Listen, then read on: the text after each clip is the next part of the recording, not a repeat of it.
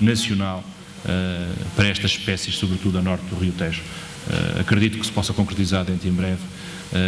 Portanto, e esta, genericamente, e sem vos avançar muito, não trouxe imagens, mas mais partilhar convosco, de facto, que a gestão das espécies de caça maior, do veado, do corso como do javali, passa claramente pela elaboração de planos globais de gestão, passa por saber aquilo que temos, e saber aquilo que temos passa por desenvolver, também só dar-lhes uma última nota, tentámos ainda recentemente, a região norte e a região centro, desenvolver um plano de monitorização macro dos ungulados silvestres em Portugal.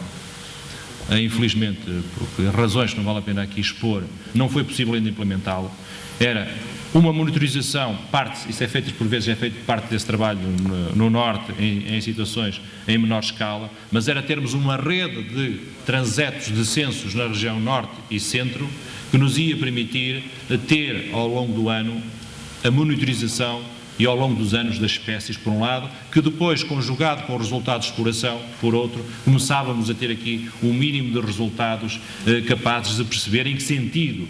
Aqui interessa, numa primeira fase, perceber em que sentido é que estão as populações, se estão num sentido crescente ou decrescente, quer dizer, fazermos ao nível concelhio, termos um mapa ou produzirmos um mínimo de informação que anualmente seria divulgada, era obviamente essa a intenção, e fornecida aos caçadores e às entidades gestoras.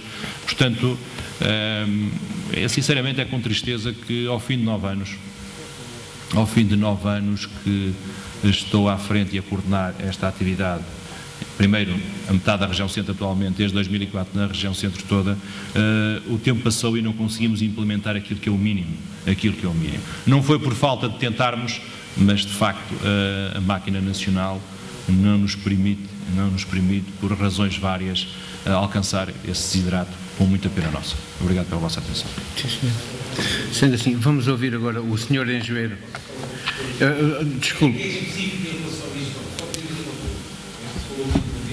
Não se falou do curso, resumo eu, a situação do curso é pior do que a situação do curso não é pior, o curso, os efetivos de base são muito menores. Portanto, eu sei que fomos nós que oferecemos os cursos. Alguns foram, os senhores ofereceram a primeira metade da primeira leva, foram oferecidos pelo Clube Português de Monteiros e a minha desculpa por não ter referido, mas foi por omissão, não foi intencional, foi por omissão. Mas, o Dr. Carlos Fonseca, que acompanha melhor os dados, terá esse ainda mais presente, sendo que o que nós temos núcleos de densidade razoável de corso. O problema é que, como lhes disse, já decorreram muitos anos em que devíamos ter evoluído. De facto, devíamos ter condições, não só para caçarmos o veado, mas também ter uma janela para o corso, sendo que o corso, a recolha de informação, é um bocadinho mais difícil em espaços de montanha e fechados do que o veado, como sabem, não é? Mas, de qualquer forma, haveria, com certeza, condições em alguns núcleos para já termos feito algumas experiências de caça. Se tivéssemos condições para ter o setor, a área, o território organizado e administrativamente estruturado para podermos fazer essa exploração cinegética. Está sendo assim, vamos ouvir o Duarte Azevedo. Obrigado também pelo convite que fizeram à Direção Regional das Florestas de Lisboa e Valtejo, na figura do Sr. Diretor, que é o Dr. Zé Alho. Eu, por motivos de imponderáveis para ele, que não pode estar, portanto, delegou em mim. Sou Duarte Nuno Videira Azevedo, é o meu nome. Trabalho no setor da caça, não tenho nenhum lugar de chefia neste momento. Portanto, sou um técnico da Direção Regional das Florestas de Lisboa e Valtejo. Portanto, em relação àquilo que me estava proposto de falar, em relação à identificação do problema aqui na Lisboa e Valtejo, e em relação ao veado, digo e passo muito depressa a situação de que temos locais em que se podem falar de veado, mas concretamente na situação de fechados, na Tapada de Mafra, Torvela, Gamoal, e temos um cercão também, mais ou menos. Estou a falar na área da Direção Regional de Lisboa e Valtejo. Portanto, eu iria falar um bocado sobre o que me preocupa em relação ao javali na área da Direção Regional de Lisboa e Valtejo. Tenho aqui uns dados daqueles que se falaram até agora, que são aqueles dados que temos de facto, que é aqueles que as entidades gestoras nos mandam de facto. E eu tenho, de facto, dados na época 2007, 2008, no Concelho de Benavente, Coruxa, Almeirim, Alpiarce, Chamusca, Orém e Azambuja, os dados que eu tenho dessa época donatória abateram 652 javalis. Portanto, são números. Não vou tornar a falar dessa situação, mas são números que as entidades enviaram nestes concelhos. Depois posso dizer em cada um deles aqueles que se abateram. Mas não era esta também a situação que me traria aqui a conversar um bocado convosco, porque o que me preocupa, no fundo, será a situação que já ouvi falar aqui da figura milharada. Isso, milharada, pronto, é um nome. Mas eu pretendo falar-vos um bocado dos pivôs, quando têm milho e que têm 10 hectares, até 60, até 80 hectares. São esses os pivôs, é essa a situação que tem que ser resolvida. Poderá passar por várias situações, poderá passar por uma situação muito simples, que é a legislação que vocês sabem, o processo de caça ao javali, de batida e de montaria começa em outubro, não é? Não começa em julho, agosto e setembro. Nestes 3 meses, julho, agosto e setembro, aqui nesta área, a pressão, não vou falar a pressão, a quantidade de situações que têm que ser resolvidas pelo facto de quando o javali entra num pivô com esta área que vocês já há um bocado ouviram, que eu vos estou a dizer e que há um bocado ouviram falar. Quando entra para sair, ou quando sai, ou não sai, fica, muitas vezes até há aparições dentro, como dados que, aparições dentro dos pivôs. Portanto, é um problema que de facto tem que ser resolvido. Poderia passar, em termos do futuro, poderá passar para que seja possível, dentro do ordenamento sinergético, dentro de uma gestão do espaço, poder, nessa época, julho, agosto e setembro, sem ter outra circunstância, outra situação, entrar com os queijos, milhos e tirar lá os javalis? Poderá, sem ter que, aquela pressão que existe, pedir uma autorização, depois só podem ter isto, só podem ter aquilo, só podem pôr X matilhas. O meu princípio e a forma como é que eu tento resolver esta situação aqui no Ribatejo é esta: acho que o problema que existe tem que ser resolvido. A condição primeira será sempre que haja a possibilidade de segurança a quem está a exercer o ato, e depois quem o faz é responsável por aquilo que está a fazer. Portanto, não se impõe números de cães a entrar no milho, não se impõe número de espingardas ou de espingardas a colocar à volta do milho. Isso são por princípio. Mas, de qualquer forma, é um problema grave que existe para o javali nesta situação que estamos a falar na Lisboa e Valtejo. Até porque falar no manuseamento do hábitat, falar em termos de condicionar a colocação, ou que o javali não se desloque para essas situações. Em julho e agosto, que vocês sabem quais são as características que existem aqui na nossa área. Portanto, falar dessa situação quando, numa forma de organização da caça neste país, que é a zona de caça municipal, não existe nem o acordo, nem a conversa boa, nem nenhuma conversa com o proprietário, é um problema que tem que ser resolvido de qualquer forma, porque por um lado temos o proprietário dessa área a exigir que se resolva a situação, do outro lado temos a entidade gestora da zona de caça a tentar fazer a gestão da população de javalis em conjunto, e depois temos de facto o problema que é o javali que está ali, que não sai de lá e que tem que ser retirado. Portanto, essa é uma das situações que tem que ser resolvidas para o futuro, no futuro, em relação ao futuro.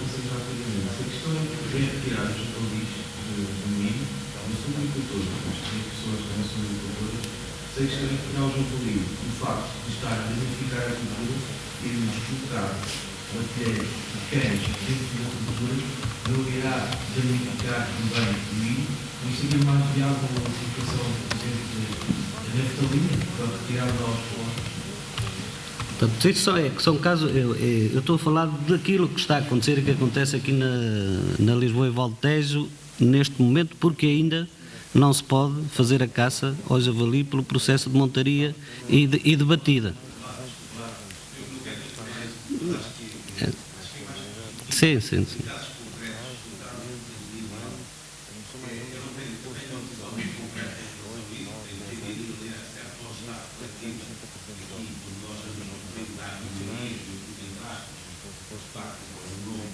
Pois.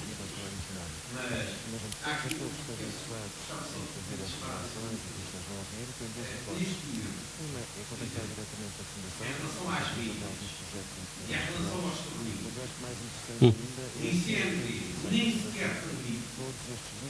A única coisa que permite, tanto na permitia dar fins escolar, proibido que permitia matar os escolares, depois permitia dar fins escolar para os outros estados vítimas.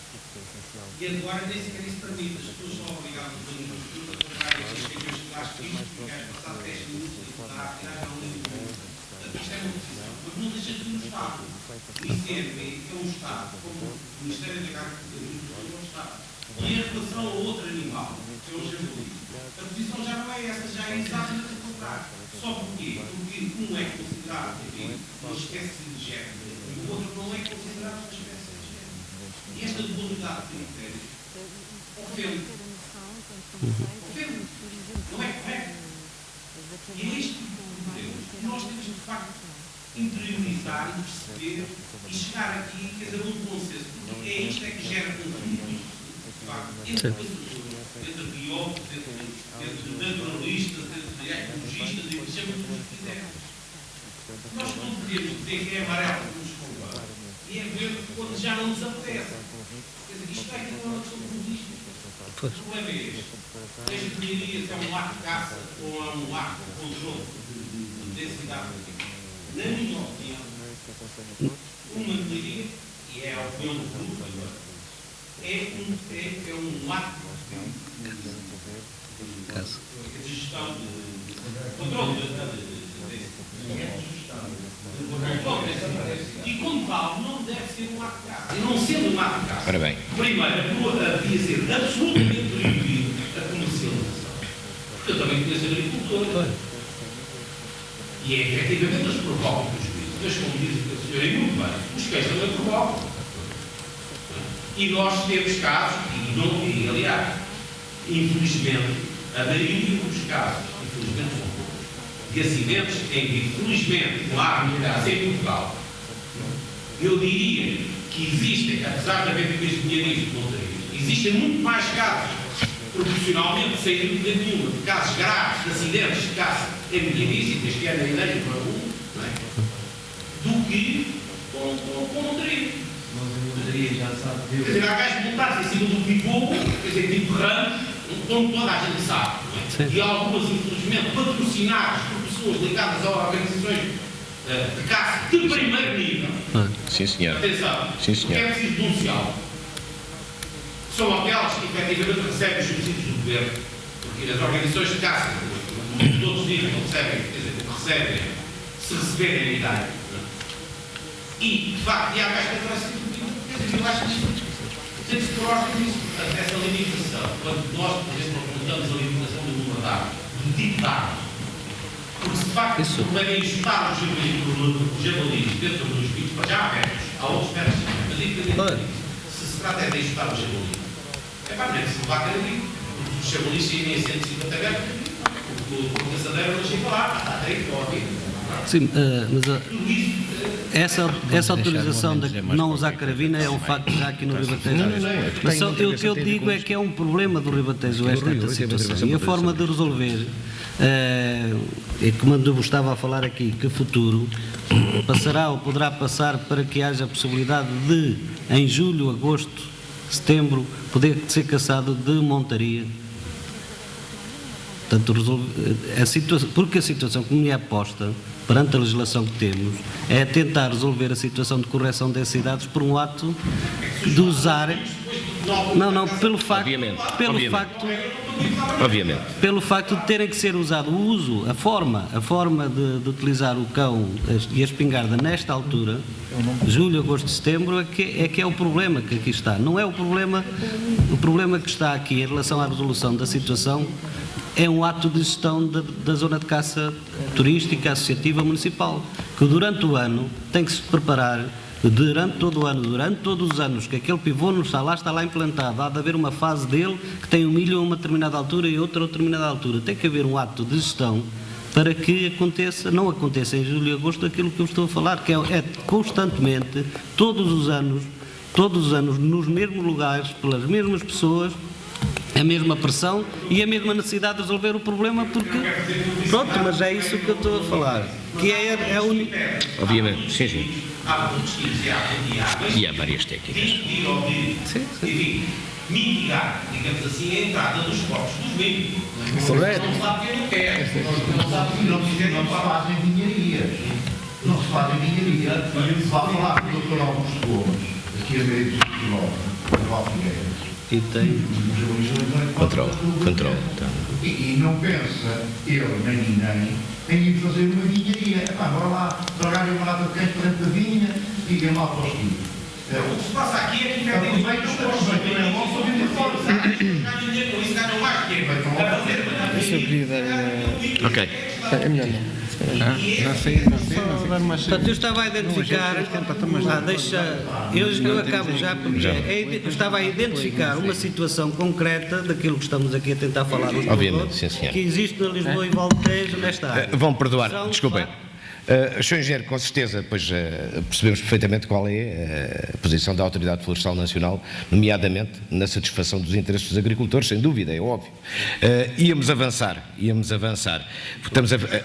Não, tudo bem, quer dizer, o diálogo é importante, há uma situação que é esclarecedora, sim senhora. Eu se calhar cometia o mesmo erro e passava a palavra ali ao nosso Presidente da Mesa da Assembleia Geral, porque o clube encontrou uma forma de resolver isso. Conciliando o interesse do agricultor com a salvaguarda da posição da defesa dos estragos, sem matar javalis. Rui, diz lá. Deixa eu ver. Pela primeira vez, eu assisti a fazer uma correção da cidade.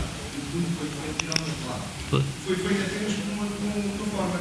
Foi meter realmente aos caras. Eles saíram. E não houve estragos jamais. Porquê? Como havia a pressão de nós, caçadores, ao bonito. Ou seja, eles saíram literalmente. Seguimos os pés entraram. Eles saíram e não voltaram. Porque nós não estávamos nada. Diz arma e é a coisa mais... O medo eles têm realmente é do ser humano e não dos cães. Os cães espantam-nos, mas o medo é nosso, é de nós, é das armas. E conseguiu-se este ano em vários pivôs. Eu posso dizer que foi na zona de caça turística daquela trava, em que se fez essa proeza e foi benéfico, porque realmente conseguiu-se minimizar os estragos a nível da agricultura e conciliar o nosso bem que nós queremos para eles e para nós, que é uma boa gestão. Eu acabo já, mas eu quis trazer esta situação desta forma muito direta pelo facto de ser um problema todos os anos, na mesma altura, nos mesmos lugares e pressionado por talvez também entidades gestoras daquele espaço. É tempo da gente avançar para outra situação. E esse tempo, o javali, tudo o que se fizer em termos do ano para o javali e para as outras espécies é um ato de gestão daquela zona de caça. Um ato de gestão. Pode passar pelas razões todas que a gente conhece e sabemos que existem, mas o que é um facto neste momento aqui no Ribatejo Oeste é esse julho, agosto, setembro, é um corrupio de situações dessas que a gente as conhece e que tentamos resolvê-las da melhor maneira para o javali, para o javali e população, para a população do javali. Era só esta situação. Hoje, Eduardo Nunes, agora, se me é permitido opinar sobre o assunto. Claramente o problema das milharias eu não gosto de chamar estes neologismos ou o que quer que seja. O problema foi termos chegado aqui e haver todas aquelas situações que o Artur referiu, porque as milharias não fazem sentido. Eu penso que, como referiu, temos aqui uma situação concreta e para casos específicos, como é o caso dos milhos, como é o caso de viveiros florestais, como é o caso de outras produções que são economicamente relevantes, tem que haver também uma abordagem diferente. E se o problema é termos os bichos lá dentro, então vamos evitar que os bichos entrem lá para dentro. E há várias metodologias que estão mais testadas para prevenção de estragos e prevenção da entrada de animais em determinadas situações que são economicamente significativas, e aquela que está mais testada e está mais do que... portanto, pode-se verificar que tem eficiência, é de facto a cerca elétrica. O que tem que aqui haver é claramente... Parece-me que há aqui um certo divórcio, como dizia aqui o engenheiro Jorge Cancela, entre o agricultor e se calhar a entidade gestora, etc. O que tem que aqui haver é um entendimento, e se aquela área de milho... Pois há um casamento, o problema... Pois, de conveniência, mas a tal questão do negócio aqui, o problema é termos chegado aqui, porque agora voltar outra vez ao início e dizer assim, meus amigos, aqui o que se vai fazer é prevenir que eles entrem. E a prevenção é feita com isto, e depois cá fora, sim senhor, organizam-se, seja esperas, o possível, utilizar os métodos, os processos possíveis no período que no caso, portanto, serão essencialmente ao nível de esperas, fora dos milhos, e deixa de haver aqui as milharadas, ou o que quer que seja, porque há de facto processos desse período que nos permitem diminuir ou reduzir a densidade populacional, e portanto há aqui aplicá-los. Aqui não se trata de... A gestão aqui trata acima de tudo de prevenção, e é na prevenção que temos que apostar, e esquecer a caça e o controle de predadores, ou o que quer que seja, dentro dos milhos, porque isso não tem qualquer sentido. Desculpa. Muito bem.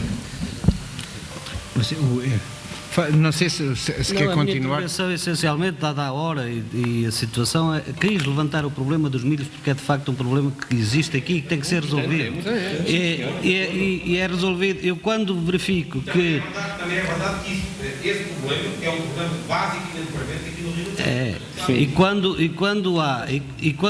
Quando eu olho para o problema numa zona de caça municipal, é diferente do problema de uma zona de caça turística, e quando ele aparece na mesma situação, qualquer coisa se passa. Portanto, é um problema de facto que temos que resolver. Claro, a rede elétrica, a condutividade e no milho, isso é possível colocá-la lá, mas ninguém se propõe fazer isso. Também não me entendo porquê. A seguir, quando pegar na palavra, é a sua vez. Eu sei, mas eu falo das coisas. Está bem, também é ser disso. Isso é uma falsa questão. Todos nós sabemos. Como é que isso se faz? Aliás, o professor acabou de referir, ainda agora a semana passada teve a França, e lá em cima dos países da Europa faz-se alguma para a volta das culturas, não sabem. E acabou. Portanto, aqui convém às pessoas fazer. Exatamente. Para depois fazerem caçada nada, porque é que não há falar nada?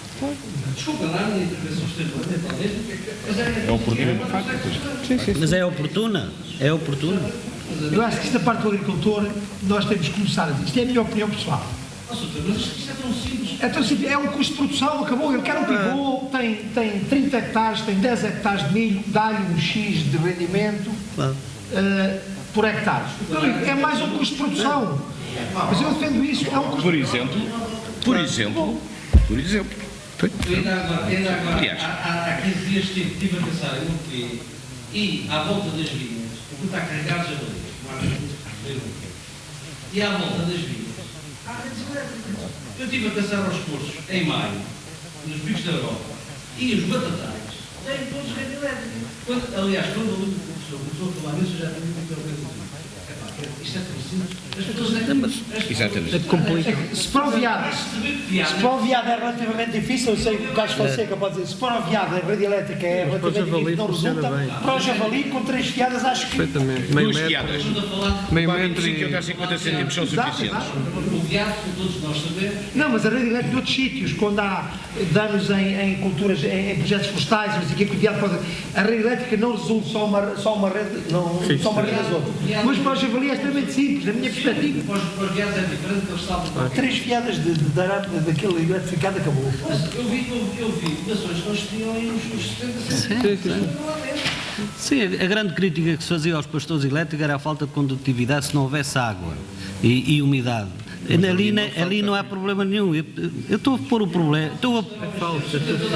Eu sei qual é. Está a falar uma coisa que todos nós sabemos e todos aqui a falar só. Não, mas era só para levantar o problema que todos acontece concordamos. Mas sim, senhora, íamos passar ao Se doutor. o senhor engenheiro não tiver mais nada, então vamos passar ao... Não. Terminei, porque Terminou. Muito obrigado pela sua Então vamos intervenção. passar ao professor Carlos Fonseca. Bom dia a todos, penso que já nos cumprimentámos. Queria, antes de mais, agradecer o convite pelo Clube Alvorada.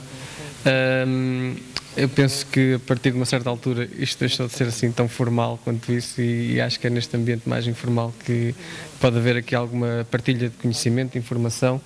Eu, resolvi trazer um suporte visual, talvez por defeito de profissão, mas também muitas vezes ajuda se calhar a complementar alguma informação que é passada oralmente.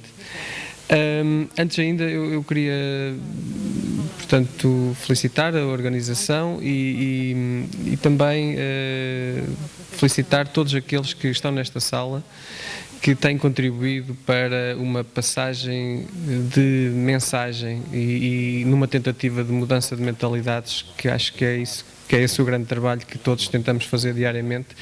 E ainda ontem estava a folhear a revista Caça Maior e Safaris e gostei de constatar que, de facto, outras pessoas que escrevem sobre estas matérias já estão e penso que se calhar sempre estiveram a escrever e a passar a mensagem precisamente no sentido da sustentabilidade da caça e de como a caça pode ser bastante útil não só para a conservação como também para o próprio desenvolvimento rural dos meios das zonas mais portanto, que têm alguns problemas económicos no nosso país. Nomeadamente o Alexandre, o Pedro Vitorino, o Nelson cada vez, o Nelson Neves, portanto, bastantes pessoas que estão, o António Luís, portanto, que estão aqui nesta sala e que penso que têm contribuído bastante para que a caça e os caçadores evoluam um pouco neste sentido. Aquilo que me traz aqui, portanto, são os planos globais de gestão. Também já hoje se falou aqui várias vezes sobre estes planos globais de gestão. Aquilo que eu vos posso dizer é que eu não tenho dúvidas que este é o caminho a seguir em termos de gestão de caça maior no nosso país. Com certeza que não para todo o país, mas para áreas que estão relativamente identificadas, não será assim tão difícil percebermos que há áreas com maior potencial para caça maior, outras com maior potencial para caça menor, e nestas para caça maior penso que faz todo sentido começarmos a trabalhar para a implementação de planos globais de gestão que, como o engenheiro Jorge Cancela referiu, mesmo o primeiro que foi elaborado para o nosso país ainda não está a funcionar a 100%, mas com certeza isso vai acontecer num curto espaço de tempo. Uma ferramenta imprescindível para a gestão da caça maior, isto está mais que provado e não é preciso irmos muito longe para perceber que é este o caminho a tomar, portanto, deixarmos desta gestão a olhómetro, como dizia aqui o Dr. Rui Correia, e passarmos a ter mais responsabilidade naquilo que fazemos no dia-a-dia, especialmente as pessoas que estão no terreno. Eu, antes de passar à parte do Plano Global de Gestão propriamente dito, acho que era importante falar um pouco sobre as espécies de caça maior no nosso país, e vou falar apenas de 3 espécies. Nós temos 5, portanto ainda falta aqui o muflão e o gamo, mas pronto, eu vou deixar esses para outro dia, e vou falar do javali, do veado e do corso. O javali, como sabem, tem progredido imenso nos últimos anos. Há de facto algumas informações que poderão demonstrar o seu declínio, pelo menos localmente, em algumas partes do país poderá haver essa tendência. No entanto, a tendência global do javali é claramente para um aumento, e quem sabe um dia virmos a ter toda a problemática que a França e outros países europeus, e não só europeus, também já começa a haver problemas com javali noutros países, nomeadamente da América do Sul. A problemática das densidades elevadas e, consequentemente, dos estragos na agricultura. No entanto, este panorama, esta distribuição que está aqui neste mapa é claramente aproximada. É natural que haja ali algumas zonas onde o javali não esteja presente atualmente, mas se não está hoje, estará daqui a 1 mês, 2 meses. Portanto, é uma espécie que apesar de tudo, alguns animais se movem com alguma facilidade e conseguimos encontrar vestígios desta espécie um pouco por todo o país. No entanto, isto nem sempre foi assim, como eu ia dizer, há cerca de 40, 50 anos o panorama era completamente diferente, tínhamos javali em áreas muito restritas do país e rapidamente cresceu, atendendo a vários aspectos, nomeadamente à sua própria biologia. É um animal que, se tiver condições para isso, pode ter cerca de 3 ninhadas em 2 anos, cada ninhada com uma média de 4, 5 animais. Portanto, tem uma estratégia de reprodução muito semelhante àquela que nós costumamos chamar a estratégia R, que usam os roedores, que portanto, promove a sua proliferação rápida. É uma espécie que se adapta muito bem, mesmo a alterações do habitat e mesmo à presença humana. Cada vez são mais frequentes os relatos da proximidade do javali com o homem, mesmo junto a quintais, junto a casas, etc. Portanto, não há assim grandes problemas em termos da própria proximidade do homem. Isto é o estado geral do javali, depois falo um bocadinho mais sobre a sua caça. O veado, portanto, é uma espécie que está restrita a algumas áreas do país, nomeadamente algumas zonas fronteiriças, aqui com destaque para as populações de Montezinho, da Serra da Lombada, do Tejo Internacional e já São Mamede, e depois, obviamente, do Alentejo, nomeadamente Mourão Barrancos e toda a zona do Guadiana. Depois, para o interior, temos para o litoral, neste caso, temos algumas populações mais ou menos isoladas, como é o caso da população da Serra da Lousã, a população da Serra de Monchique e uma série de zonas de caça que no Alentejo, zonas de caça cercadas ou semi-cercadas, mas principalmente cercadas, que possuem veado e o veado é explorado. Depois temos outras situações, como é o caso que já aqui hoje foi falado, de Tapada de Mafra, Torre Bela, etc., que também estão ali, mas que têm dimensões relativamente reduzidas.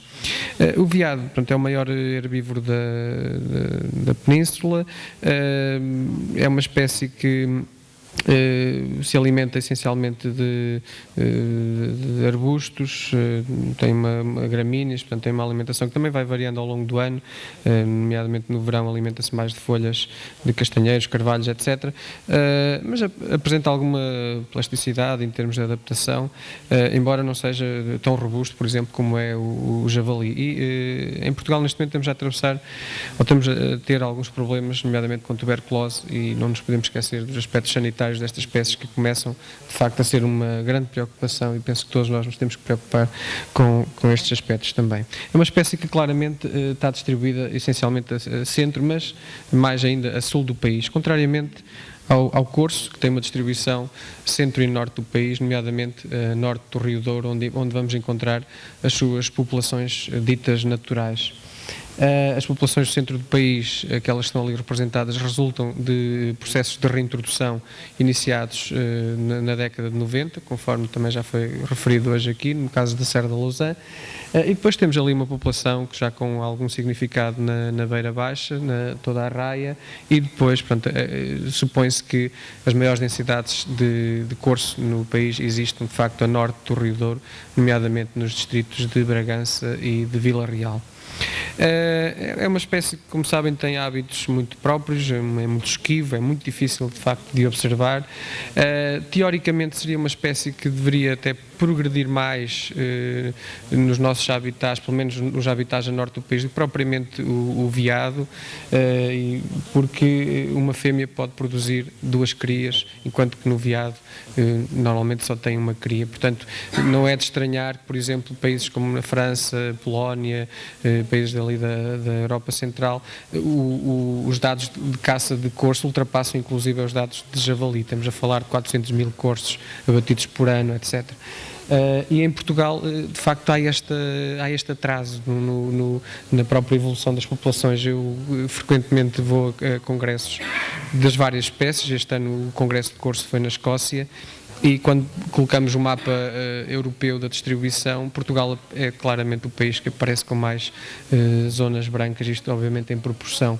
Há de facto aqui uma dificuldade na proliferação desta espécie que poderá estar associada à fragmentação de habitats, que hoje foi referida, há alguma perseguição que também já foi referida, e o facto de ser uma espécie muito sensível a perturbações humanas que também são bastante frequentes um pouco por todo o país.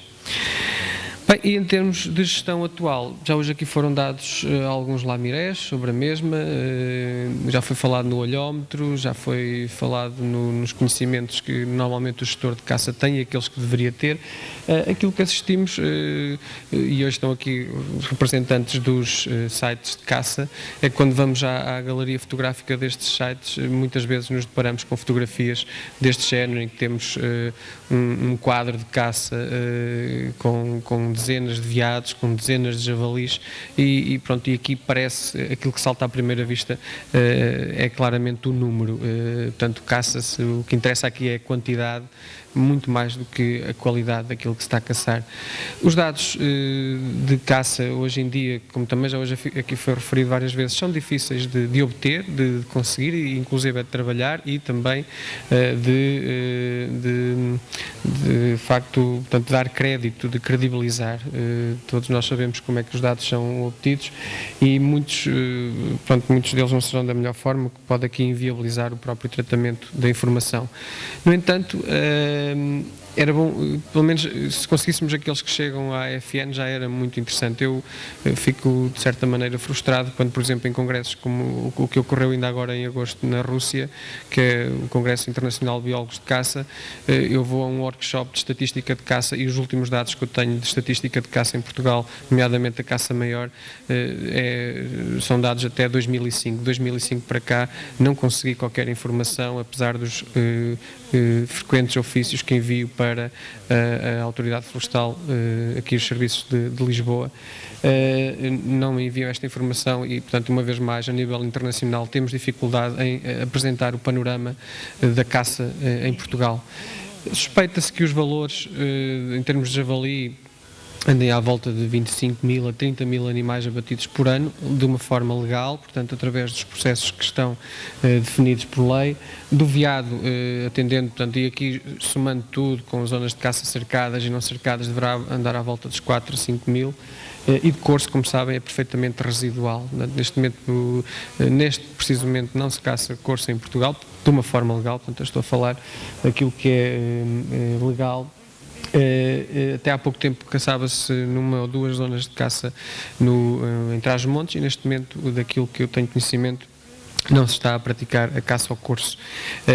Mesmo quando se praticava, os valores nunca chegavam, raramente chegavam às 10 unidades por ano, portanto perfeitamente residual. Quando temos, e todos nós sabemos, potencial e capacidade para termos mais.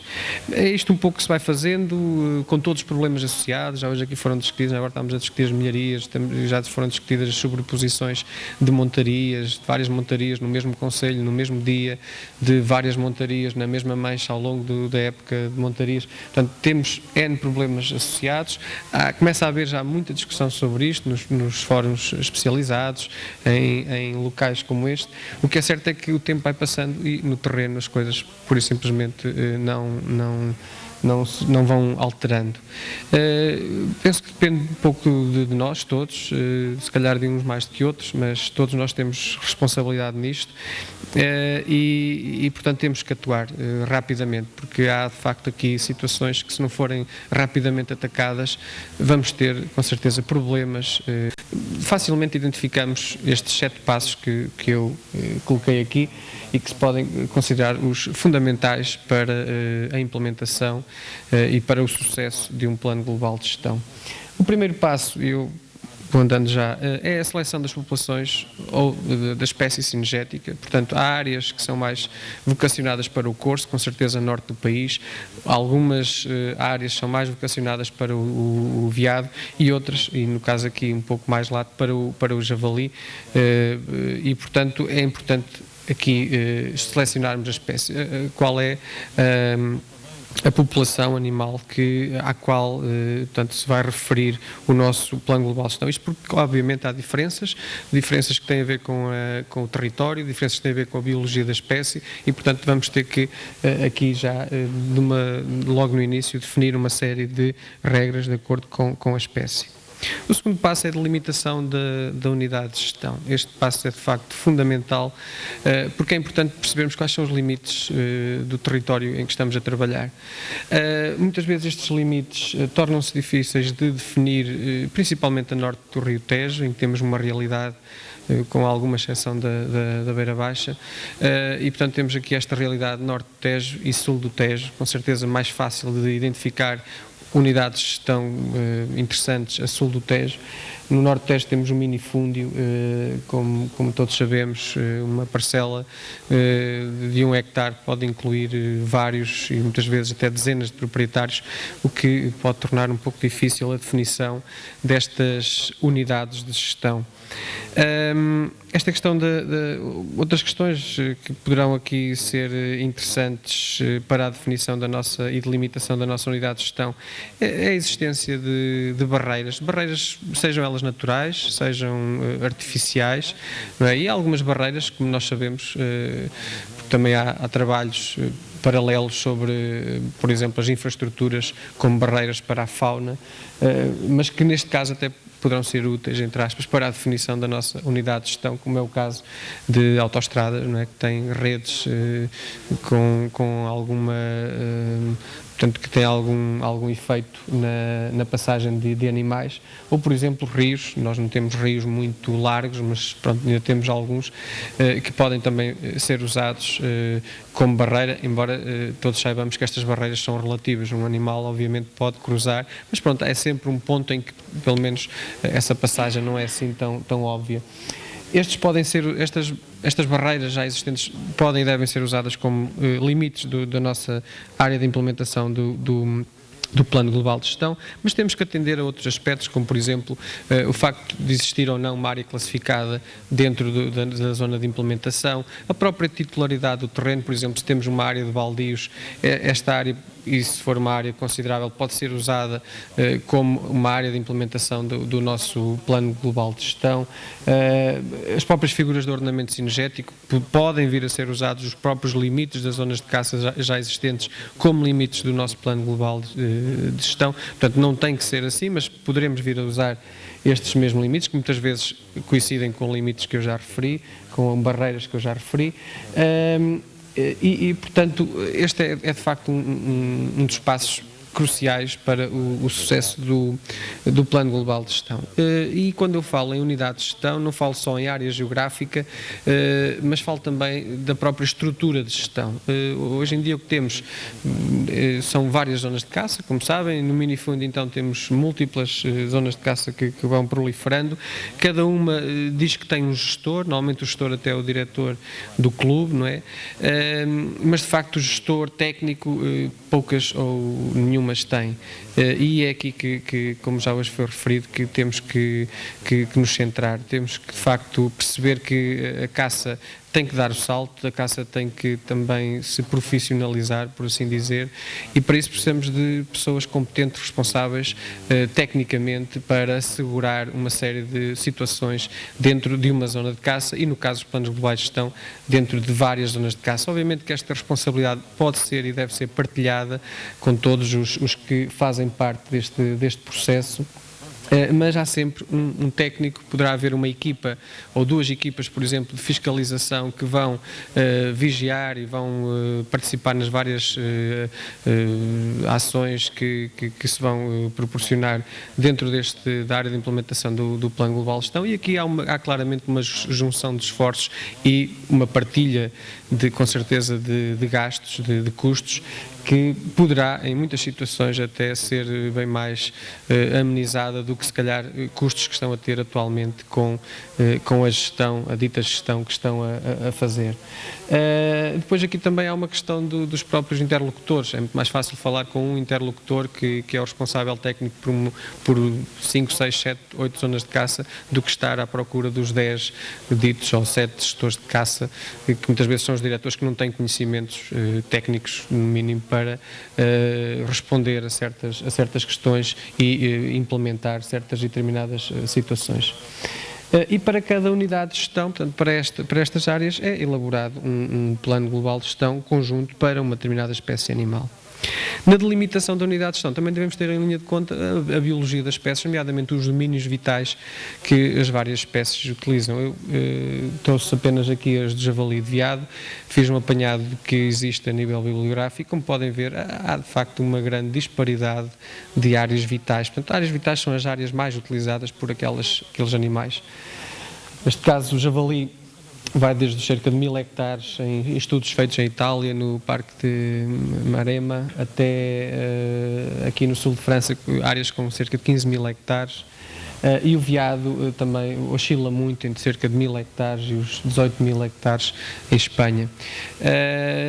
Isto faz-nos crer que de facto aqui há diferenças. Se fôssemos ao Corso ainda era mais reduzido que o javali, e podemos daqui tirar algumas recomendações, e não passa disso, em termos de área mínima para um plano global de gestão de acordo com a espécie. No caso do javali, ele poderá oscilar, atendendo à realidade, a cada uma das realidades, entre os 3.000 aos 20.000, e no veado um pouco maior, portanto um pouco superior a esta área recomendada para o plano global de gestão. Mas como veem, é um intervalo bastante grande e, portanto, aqui vão encaixar uma série de situações específicas, desde o norte ao sul do país.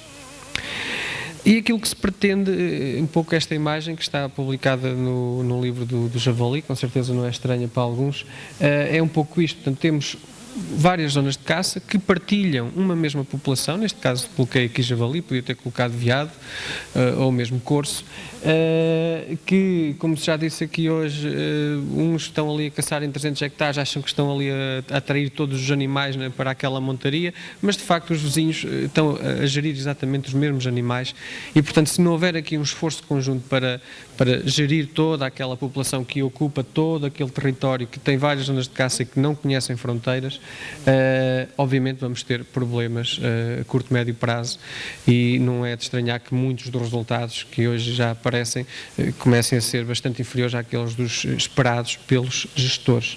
E aquilo que se pretende é, de facto, perceber, portanto, que os gestores de caça percebam, e as pessoas envolvidas nestes processos percebam que estamos a gerir a mesma população, e o sentido tem que ser este, claramente, da unificação das práticas de gestão num território, na nossa unidade de gestão, práticas de gestão em termos de estrutura, de fiscalização, portanto, juntar aqui uma série de esforços e com certeza que também uma série de benefícios que serão partilhados pelas várias zonas de caça que fazem parte deste plano global de gestão. Uma vez mais indico, para uma população animal. Não quer dizer que, por exemplo, quem está aqui em cada zona de caça a caçar ao coelho, à perdiz, etc., esse tem as regras que já estão definidas nos POECs ou nos planos de gestão, e vão ter que continuar sob essa alçada. No entanto, para esta população, no caso aqui exemplifiquei com o javali, as regras são fornecidas, portanto, devem ser vertidas do plano global de gestão